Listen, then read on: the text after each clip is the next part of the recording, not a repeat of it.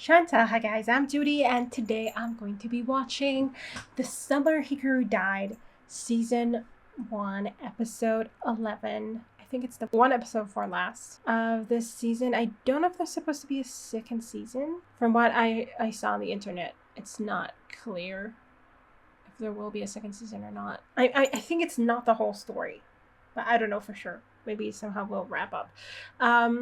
Anyway, last episode, we discovered the truth.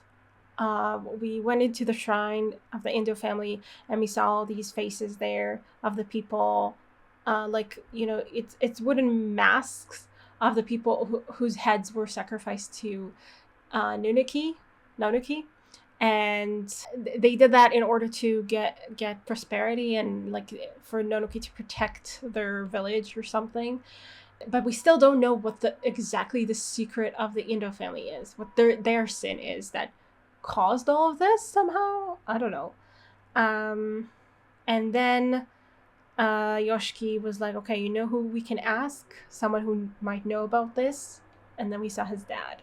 So I think we're going to have a conversation with his dad, which is going to be interesting. I do want to see it play out. See what the old man knows. Let's get into it. Check out my Patreon for full reactions. Subscribe. Let's go. Ooh, okay. What a... distorted perspective. Yeah, your relationship is not the greatest. We know that much. Okay. Damn. Well, I do wonder how it's gonna go. What is that gonna say?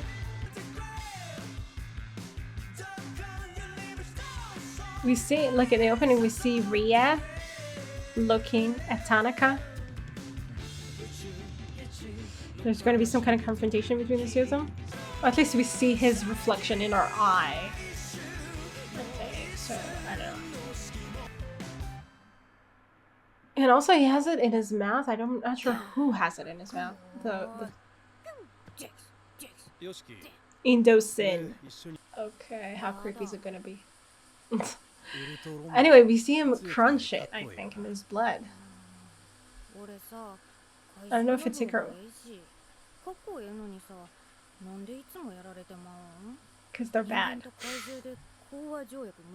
Oh, okay.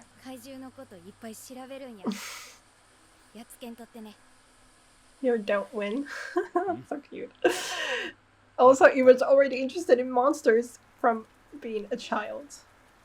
Okay, in the same place.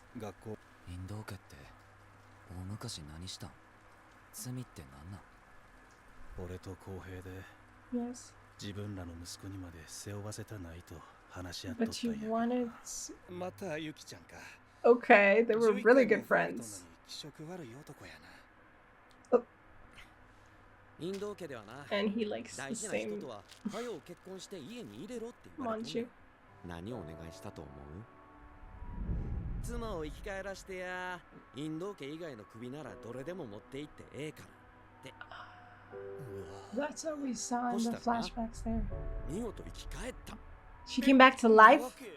村の3分の1が開始した。that was... 振り返ったら首がないとかもあったって。全部首。そう、生き返った妻だけは生首のままやったから。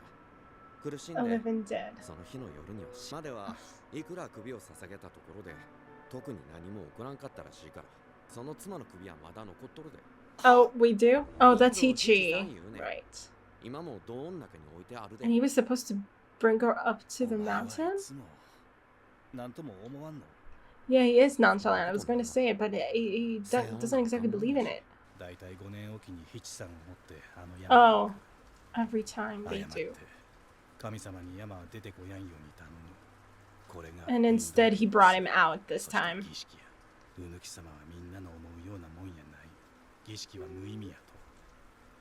Possibly. Yeah, what kind of accident? Oh, that's a lot. That's a really sad way to feel. Oh, yeah. Okay.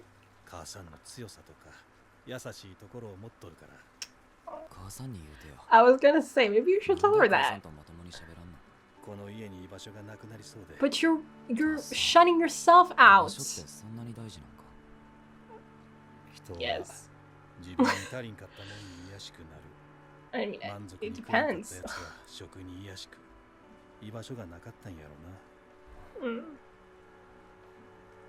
That's true. Yes.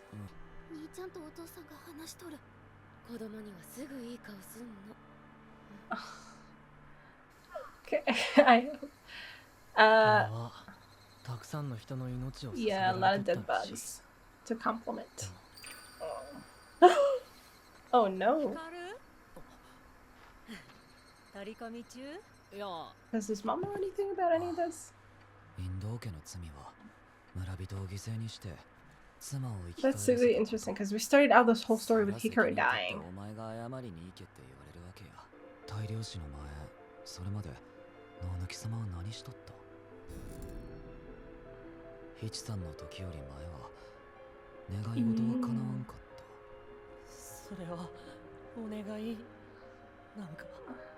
Does he have to? Oh, we know that. Gehenna. Like hell. Is this hell? Are they hell? What?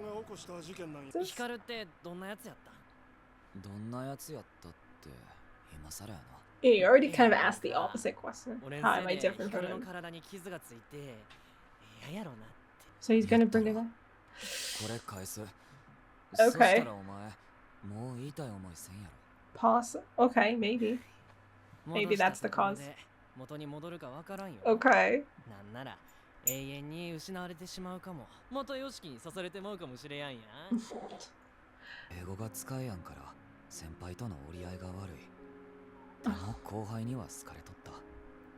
Oh. He was popular.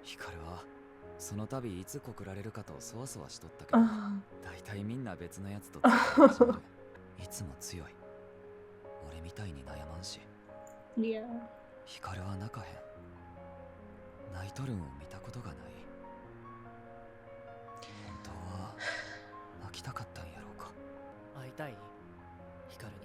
I feel like he does. You can't take his place. I mean, you're not supposed to take his place.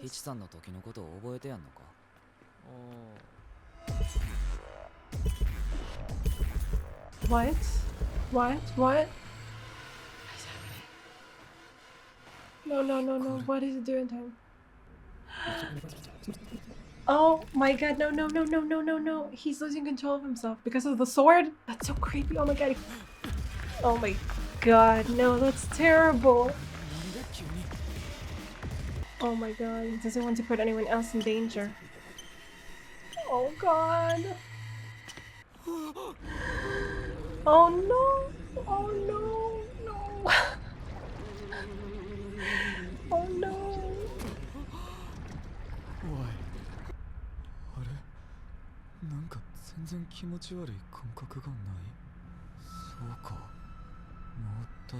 Maybe. Yeah. You thought this before. It brought him back to himself. But how long can we keep that go? Who? Was that Asuka?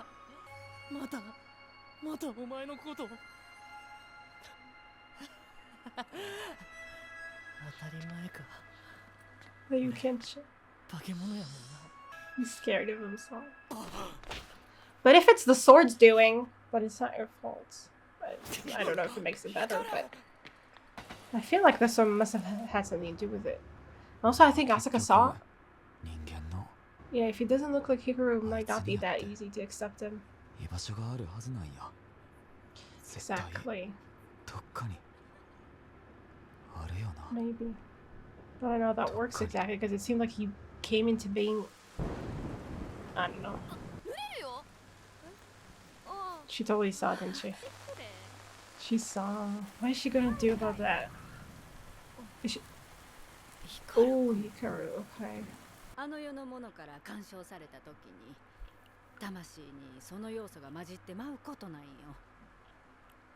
私の息子と一緒。 And what happened to him? 向こうとの境界線は曖昧になって、Yeah. 汚れがものすごい寄ってくる。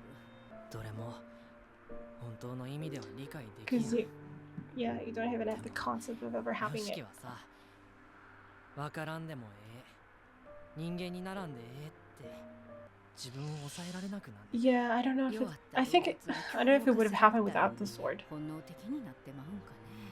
この子は恐ろしい。下手したら全て壊してしまう。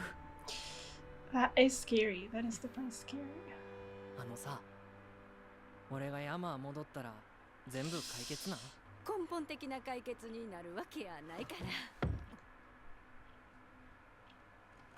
So 平気。化け物なんやから。こんくらい oh. 一人になりたない。消すのは無理でも、体から引き剥がすことぐらいは。二人とも苦しませるくらいなら。 yank it out いっそ私が。 and then he'll just be dead. Like Hikaru will be dead and Nonoki will just be Nonoki. あまりに酷や。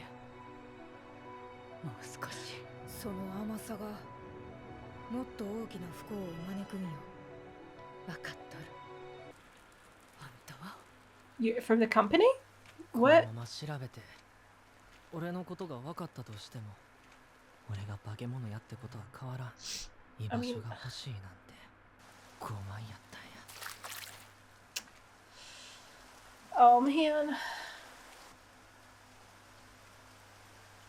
おかえり。はよ入り。ただいま。 Damn. Too many emotions. It's interesting because like the weaker he got, like before he got weaker and like cut off half of himself, the fear was that he would intentionally kill people because he didn't realize what it means, you know, how meaningful it is for people to die. Like he just doesn't understand that concept. But now that he's half of himself and weaker, they were hypothesizing that that's why he can't control himself sometimes. Because like his instincts take over and he's too weak to do anything about it. I'm not sure. I think these like incidents seem to have only started or were triggered kind of by the sword. But I might be... maybe it's not. It just that it was supposed to be a special sword of some kind, but it didn't seem to do anything besides the fact that it cut his head off, but then he put it back. And I'm just like, you know, there has to be a reason. And it feels ever since that happened, he started losing himself or losing his connection with Hikaru and just kind of acting on instinct and going after the beautiful soul of Yoshiki, you know? And then he's always pulling himself back at the last second. But like, how many times can he do that? You know, so I understand him thinking, oh, maybe it will be like, maybe my natural place is in the mountain and that will solve everything. And it might seem that way, but at the same time, yeah, Yoshiki had this question of like, what did he do before, you know, the requests were made to him, you know? Like what? Because, I mean, if like Maki's story about him was that there was this, you know, abortion pill that he got his name from because there was a lot of this disease or famine or something, and they didn't have enough food to feed everyone, so they would, you know, they would just kill babies before they were born, and that's how he came to be or something like that. Unless that's kind of like the lore that's known or something, and maybe he always existed in some form. It's just that his name kind of got connected to this whole thing somehow. And also there was this connection with Geneha, which was supposed to be like hell, right? It was a picture of hell. So he's what kind of god? Like if that's, I mean, the way that he looks naturally is like hell, then maybe he was always a god of death or something like that. And then he was just channeled in a certain way when they made that request or something. Because, you know, the way that he asked, you know, when Yoshiki asked him to kill him, and Hikaru, like Nonoki was like, is this a request? In like a fearful tone. It almost seems like he has to grant a request. Like it's not up to him. kind of, and he was scared that Yoshiki would say that it was and that he would have to do it or something like that. Maybe. I'm not sure about that. So that's weird and disturbing. And I mean, it was so sad to hear, Nonoki or, and Hikaru crying about the fact he doesn't want to be alone. I don't know, if he was somehow created by the village or something, or brought into being in some way to just stay in the mountain all the time, then that's just sad. I mean, I guess it's sad anyway. Whatever way he was created or, who just was, he always felt alone and he doesn't want to be alone anymore. Like he finally found some kind of connection, but he can't seem to, hold it. And if it means that he has to go away to be alone again just to protect, Yoshiki, who's like the most important person to him at this point, the only important person to him, then he's willing to do that, just so that he, Yoshiki would keep on being himself. And it's just sad. But I don't know. I mean, like Rhea said, him going back to the mountain won't really change the heart of the problem or something. Which is, I guess, this entire thing that was started by the Indo family when they asked for Hichi to be resurrected, except it didn't even work. And then for her life that wasn't even a life, everyone else, like not everyone, but a lot of other people were killed, and they keep on being killed, and they have to bring up her head to the mountain every time to apologize for what they did. But like, is there ever an end to this? I mean, again, I'm assuming they're not killing people right now, so I don't know. It's just like the whole, like what's left, I think, is just the fact that they have to keep up apologizing, even though from Hikaru's dad, it seems like he didn't really believe that it did anything. Yeah, it could be that they made up this whole ritual thinking that it was doing something and wasn't really doing anything. I don't know. Of course, Hikaru didn't actually go through with the ritual. Instead, he invited, like the whole point of the ritual is to apologize and ask Nonoki to stay where he is. And then Hikaru like invited him in, which is like the complete opposite. But it's interesting that they have to ask him to stay where he is. Maybe he does have a place to belong. Maybe they kind of took him out of where he belongs. He doesn't remember it at this point, but like, I don't know. Also about the whole idea of belonging, like, when Yoshiki was talking to his dad, he was like, why does everybody need to, like, why do you need to belong? I mean, there are two things, like, I guess, facets to that question. I was like, immediately, of course you want to belong somewhere. And I mean, that's what Hikaru is struggling with at this point.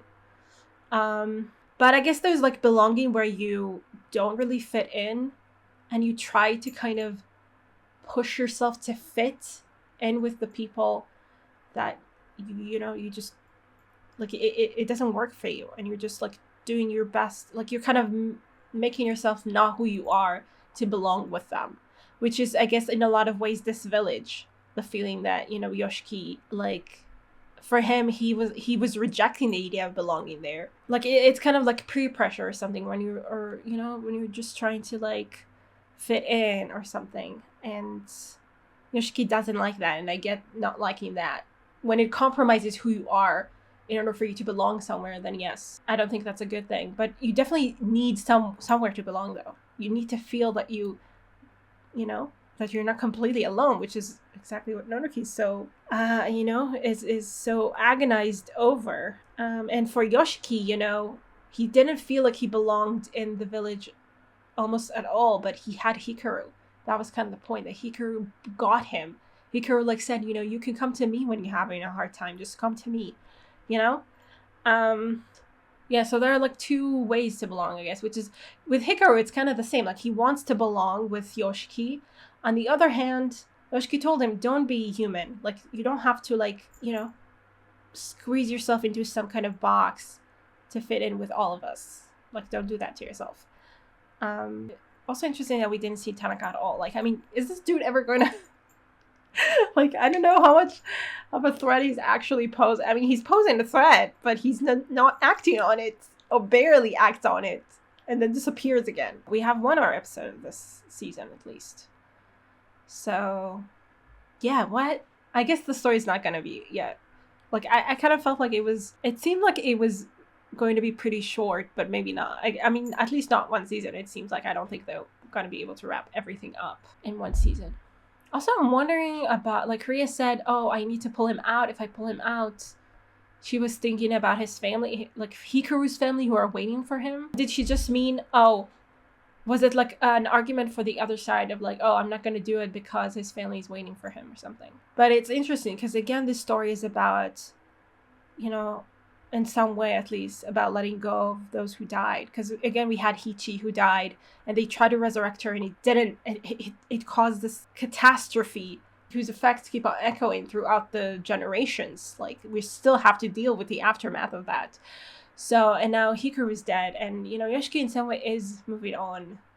He misses him dearly, but still he did say to himself, oh, you know, I care, like, I accept Nonoki because he looks like Hikaru, and that's an important point, because I think if if Nonoki had come to him in a different form, obviously none of this would have happened, but, you know, it's like, if he suddenly sheds the form of Hikaru, would Yoshiki care about him in the same way? Very likely that the answer is no.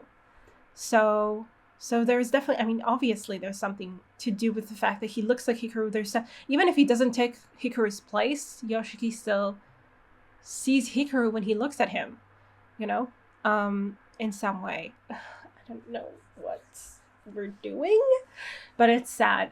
Like, I'm sad for Hikaru, I'm sad for Yoshiki. It's really sad because it's about death and about loneliness, and I don't know what the answer is. Also, there's still something that obviously we don't understand. There's something about the fact that we don't understand exactly how Nonoki came to be, or what he's about exactly.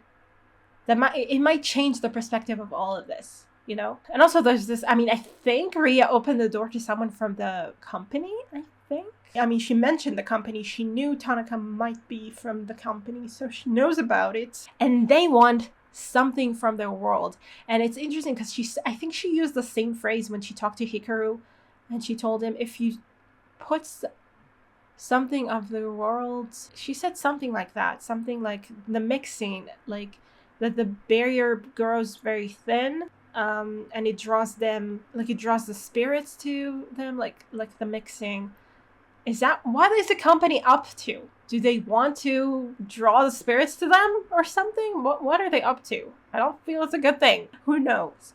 But I really doubt that it's a good thing. There was something I wanted to discuss and I totally forgot to discuss it. But when Yoshiki was talking about Hikaru, it was interesting that he pointed out how much Hikaru, you know, was popular with the girls, or at least he heard rumors that girls really liked him and he would always kind of wait for them to confess to him. For me, at least, there was focus on that in his talking about Hikaru. And I'm just wondering if Hikaru was straight. I mean, either he was straight or he was, bisexual, I guess. It is told through Yoshiki's point of view, so it could be that that's what Yoshiki paid attention to in particular, or something. It could be that Hikaru was just kind of like, you know, overcompensating or something. Or what I'm thinking is that maybe, you know, this whole liking thing that Nonoki and Yoshiki are kind of sharing is something that is very, I mean, obviously it's very new.